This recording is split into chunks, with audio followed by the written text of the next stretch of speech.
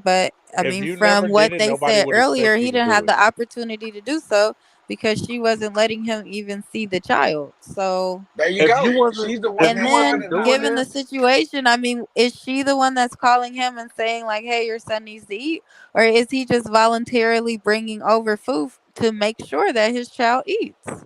Well, he knows his son got to eat because he knows that she ain't doing it. She ain't feeding him.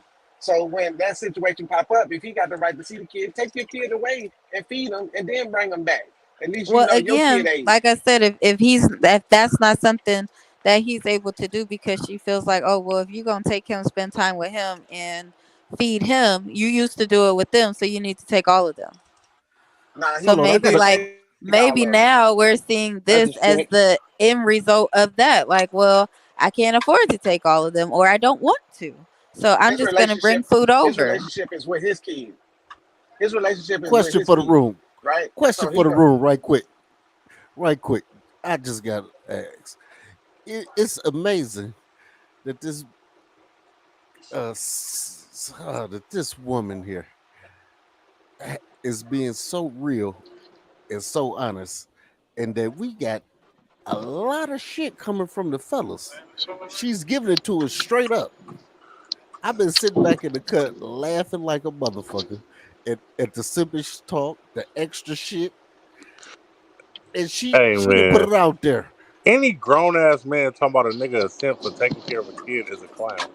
Like at the end of the day, bro, Take care of that's his some kid clown shit. You a grown ass man. to take care of Like his kid. my nigga, it's a No, kid. Like no. you're not taking care of the bitch. The bitch not eating. You're It's taking not care your of kid. hungry children. Like what are What y'all are you, the talking Pied about, Piper, It bro? don't. What It do you don't. want? You want to start an adoption agency, dog? Like, bro? See, It's a see, this the thing. child. Nobody can make you Megs, take care of you are somebody else's bro, kid. Megs, But you're an when you ice see the, cream bringing ass nigga. And they quit no. arguing with us, bro. You I go don't buy show. I Happy don't show Meals and up to shit, it. I don't show up to the house like, oh, I brought everyone bro. ice cream. You Like, what pick the this man fuck? up from school. I don't show up to the house so like, oh, I brought everyone Hey, let ice Mike. Hey, cream. Like, what the? let Mike get off real quick. Let Mike get off real quick. He just came in. Let Mike get off real quick. Go What's ahead. up, Mike? Come on. Guess not. Is he on mute? hey, Mike, hey, check this out. Nah, he said that's that. But check this out. If you hold see a on. Mike, you kid, on mute. Hold on. Shut the hell up. oh, Hey, hold on. You coming in I or thought he what? said that was that. I thought he said Yeah, that's just that. turn. Yeah, can you guys hear me? Now we Yeah. There Yeah. we can. go. Yeah, I'm a little There we slow. go. Sorry, I didn't mean to slow you down. Oh, But look here, you guys continue to talk. I mean, I don't. I listened to maybe good 15, 20 minutes of it, and I agree with the brothers that are saying, children are children, brother, right? And you have to separate. Um, to a certain extent, you have to separate your relationship, your romantic relationship, from your relationship with those children as a human being and as a man. And so, whenever you come into a woman's life, she may be one way or another. But if she has kids, obviously they're a part of her. But you have to view them as individual human beings that you, as a grown man, are responsible for in some capacity. In regards to if you have children, a child with the woman, How and you she has fix this other up? children, it's wrong for you. Okay, here's a prime example. I'm old enough. I'm a grandfather. I'm 53 years old. I'm a grandfather. I have a 3-year old. Actually, she's 4 now. She just turned 4 in April. A 4-year old granddaughter that her mother has 2 other children, and I do for my granddaughter on a regular basis. But I won't do for my grand daughter in the presence of her 2 sisters without doing for them as well. Why? Because they're individuals that have a heart. They have feelings. They have emotions they have to go through. And now I don't want to treat them any different. I don't want them growing up with a complex to think that somehow there's something wrong with them where their sister gets new clothes, new dresses, new dolls, and get anything. It's our responsibility as men, as men and as leaders in our communities that we look out for those who cannot look out for themselves. That being women, children, the elderly. That's what men do. and you have to separate that responsibility, which is independent of your relationship with that woman. If you come into a child's life, it's your responsibility to be an example for them. It's your responsibility to provide for them when they are in need to the best of your ability. And it's your response, and not just materially, you provide for them spiritually, you provide for them emotionally, and you are their protector in all those different areas. If you're not taking on that responsibility as a man, then you're not doing your job. And eventually you're going to be held accountable for that. That's Somebody's a mic, fact. or is that I Kyle? appreciate what you just said right there.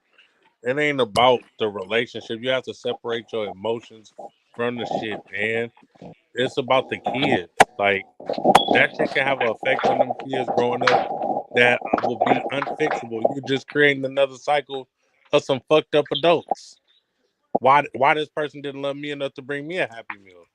Why this Exactly. person didn't love me enough to do this for me? Like you gotta separate your emotions from the relationship. I It's mean, there could still be things going on in their But mind you for the can't for the separate your breakup to emotions from the happen. Like, children. what you say, man. Yeah, if you're a selfish child, But you can't. You saying that the man needs to separate his emotions from the woman, but you can't separate your emotions from the children that aren't even yours. if you're a selfish child, if you're a selfish It, child in a man's body, yeah, you can do that. well, guess what? If that But as a mother man, decides, hey, I don't want you to do anything for my kids anymore because she's emotional, then what? Then you can't. Then you Legally, you have to can't. It's her respect okay, that. kids. she's the legal guardian. So she's the You have to legal respect that. guardian. She's the legal So guardian. you're She still must doing. respect. So you're still moving how she wants you to when she wants you to. If she says okay, you're gonna do it. But if she says you can't, then you can't, and you're gonna stop, and the kids are gonna suffer. So it's only But up to her still. if She's I running decided you. to be a parent to those children, Max I'm got a not just good going to point. cut it off because my relationship failed with that woman. I built a bond with those kids. You feel me? Like, That's the risk of but getting a now if the relationship with. mama say I'm not fucking That's with the you, risk. don't come around my kid, you gotta respect that. Like, you can't just be like, Exactly. Why? You no, built it's a just my bond with kid. those kids. So once again, you're moving at the beat of her drum, which she allows. So she is running you. She's their I guardian, don't. right? She's their guardian. She's their mother legally. So she And if she decides. doesn't want you, yeah, if she doesn't want you communicating with her kids anymore, then you're not supposed to. You're not supposed to. You have to go through her to do that. Now, here's the deal. That's If the she point I says make. it's It's up to okay, her. if she says it's okay, right? Because yeah, those are her children ultimately. So if it's okay, with her, if the children reach out to you, even if she's in a different relationship, then if you have a relationship with them, it's your responsibility to at least communicate with them and get an understanding with them how the situation is. The child may not understand that the situation has evolved, and you may not be a part of their lives as much as you used to be, and then you need to, you pretty much need to go from there and respect the wishes of the mother, but still meet the needs of the kids as much as you possibly can. At least let them know that the reduction in the amount of relationship that you have with them has nothing to do with them and it's not their fault. Because what we're trying to do is, like the brother just mentioned, as men, we are responsible for the well-being of those who are less than, like the women, children have less opportunities and less blessings than we have and abilities that we have as grown men. We're responsible for women, children, and the elderly in our communities, and that's what men do. That's what our charter is, and it has nothing to do with our relationship with the woman.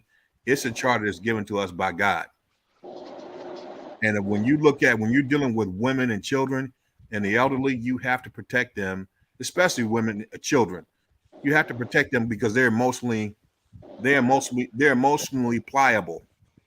Their emotions are still Bro, this decision is emotionally pliable as a man. You're I emotionally mean, attached to kids that aren't yours, and you letting her decide what you're gonna do with the those kids children. could She's that's the still be problem. like You're thinking about your emotionally you're relationship with not affected her. you're just not by being the a leader. breakup You're as being a led by the whole. woman. You're thinking about your relationship with her and not your relationship to what's right and You wrong. have to have a relationship with her to have a Well, that relationship with her if children. the whole point is about what's right and wrong, again, that just comes down to something personal and that's like your own personal moral, No, because that man didn't do anything wrong by feeding his child. socially No, of course not. He did unaccepted something and looked wrong. at as rude Of because course he not. didn't bring food for everyone else. But But was that necessarily wrong?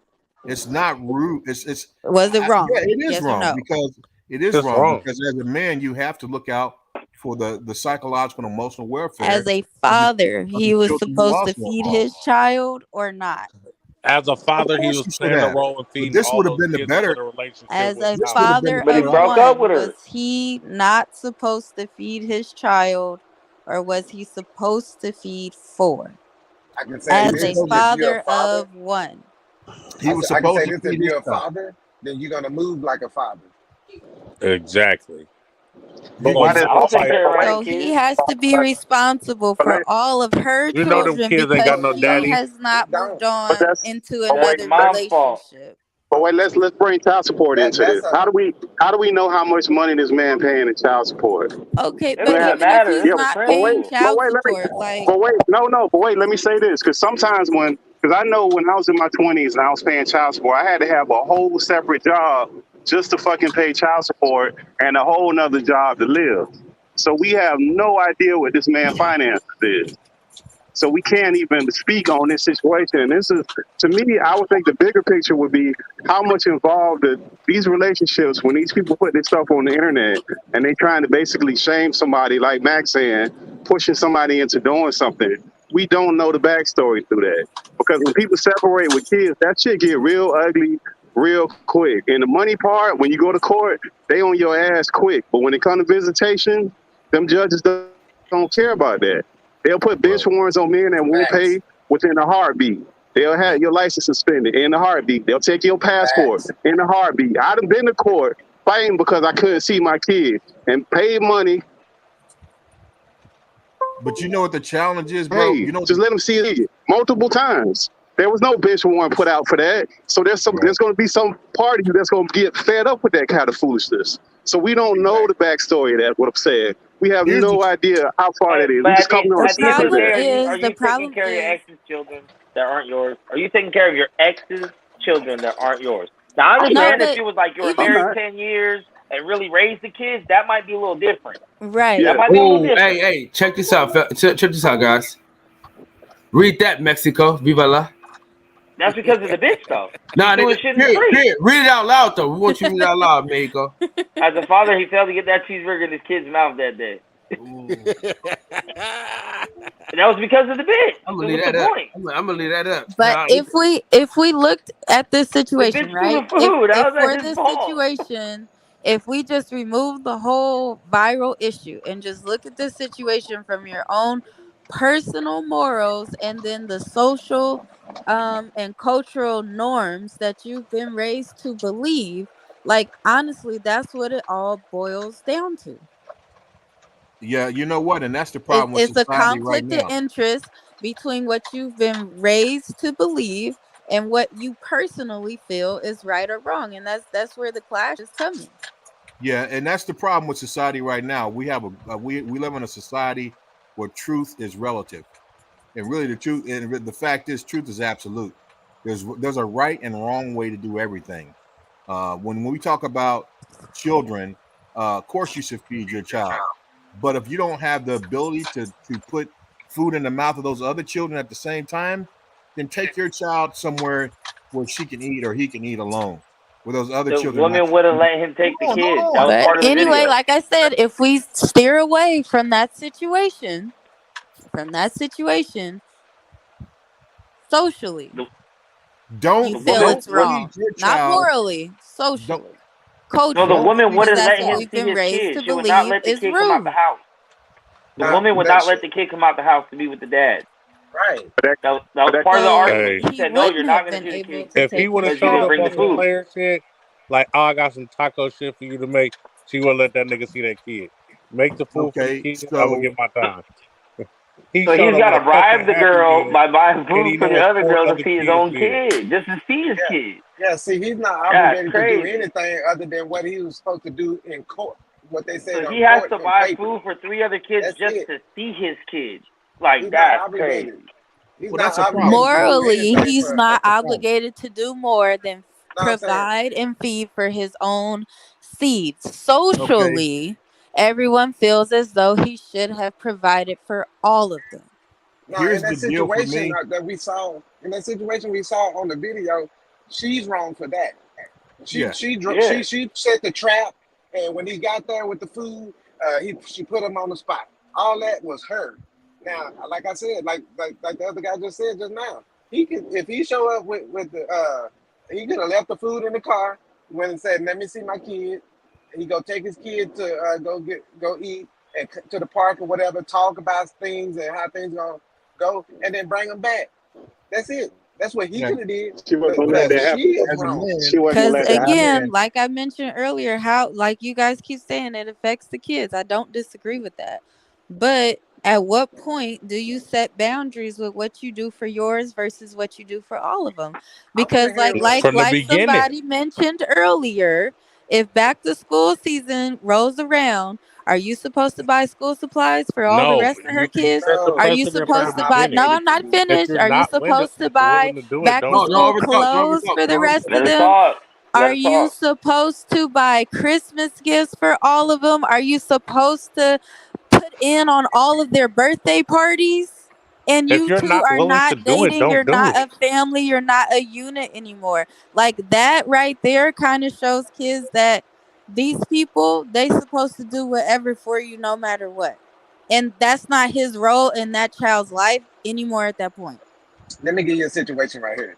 My daughter is 16 and a half years old, right? My youngest daughter. And her mom had two other kids by this other guy she married, right?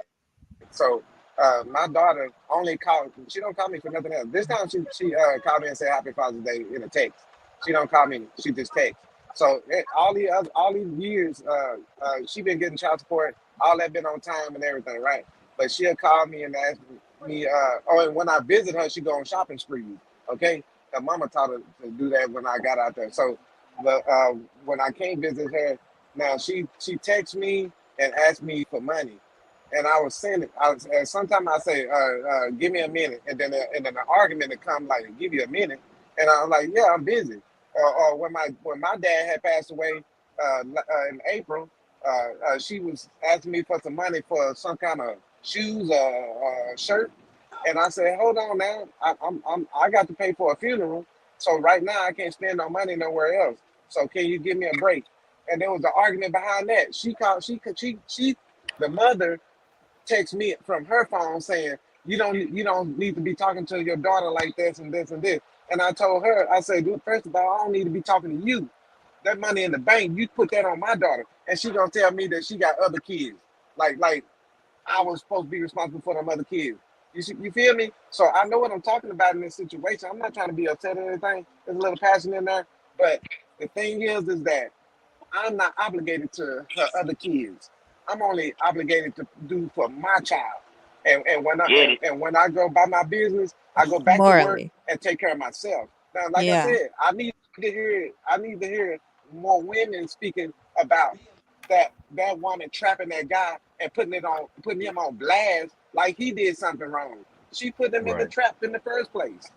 I need more The women only speaking on thing, what she the did. only thing that I'm saying is that situation, like you talk about the court situation, it's really just being. I'm gonna call it the fog of war, right? Where you're constantly combating people about that particular situation with your child versus the other child in other children in the family, and it's the challenge for the man to somehow continually be able to separate going through that from the children themselves and still look out for the children's best interest. Children, and that's plural. What I mean is you want to make sure that whatever you do for the child that you are definitely responsible for, you want to make sure that it does not place those other children in a place where they're going through emotional or psychological issues because they feel like they're being treated unfairly or they're not good enough. It's our responsibility to try to do things that will protect them emotionally and psychologically so we don't produce another generation of screwed up people. And and that's kind of where I'm getting at. For me, like the situation where the guy showed up with McDonald's for his child and their other children in the house. You got a couple of options there. One is you pull your child away and allow them to eat in the car where these other children don't Can't. see. Mom wouldn't let him out. Okay, wouldn't let them out. Okay, so here's how much is McDonald's? McDonald's is $15 a pop. When you go to McDonald's, Jesus Christ. it's probably $15 a pop when you go there, right? So take that $15, go and buy some turkey meat, and some sandwich bread, and lettuce, tomato, and make sandwiches. And I guarantee you, your child that you're responsible for, they're going to enjoy having a sandwich or sandwiches with their brothers and sisters that are there, a lot better than just eating McDonald's by themselves. Ultimately, What's as her men, responsibility in here's the this? thing. I don't Hold on. disagree Let me with say that, one but more thing. Y'all go be ahead. trying to let What I'm females doing get here, away with Go ahead. anything. let me say one more thing. Here's the thing. As a man, I'm not talking about a woman. I'm talking about a man. As a man, we are responsible.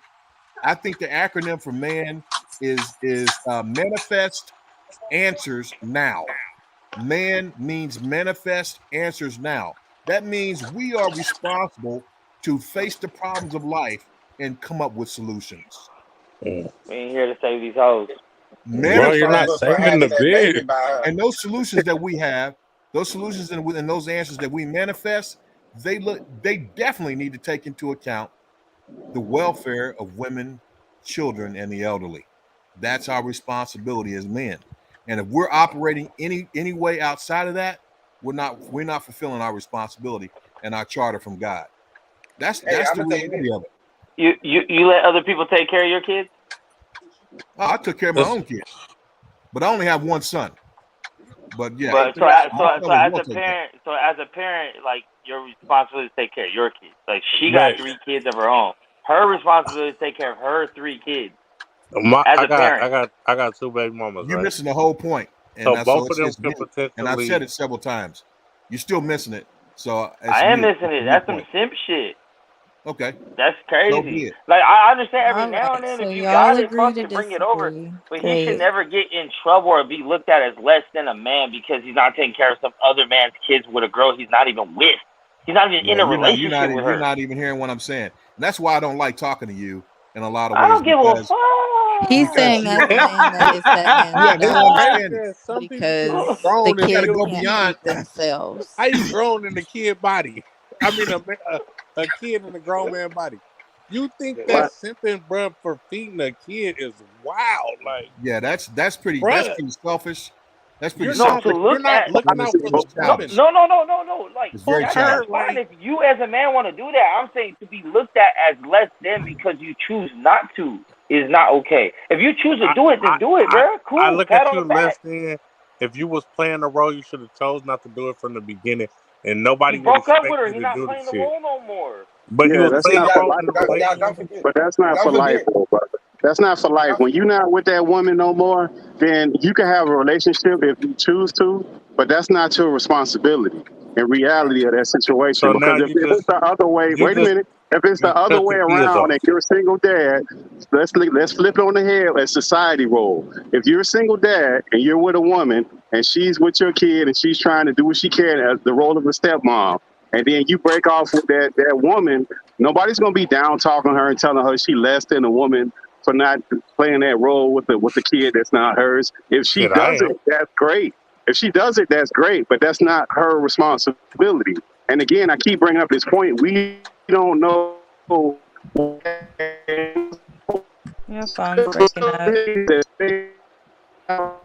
You breaking up. hey, Kyle is a genius. Even if he don't look like it, he a genius. Yeah, You because he hear me? ditched us. I didn't know, but I'm No, still no, here. not that part. I'm talking about he a genius about some things. If you pay attention, Who is that? Who if you mic pay is that? Hey, attention, Pittsburgh, that you was the, fucking that was Pittsburgh, Kyle. you gotta come out and come back in. I'm gonna tell you why Kyle a I genius. agree with what Cause everybody is saying though. Like I don't feel like So anybody's one Des, perspective is wrong. It's just like I said, it really just boils down to like what you've been taught to be socially acceptable and what you personally feel is morally correct. You know, So yeah, you know and I what? understand. And ma'am, you right. Because whatever you feel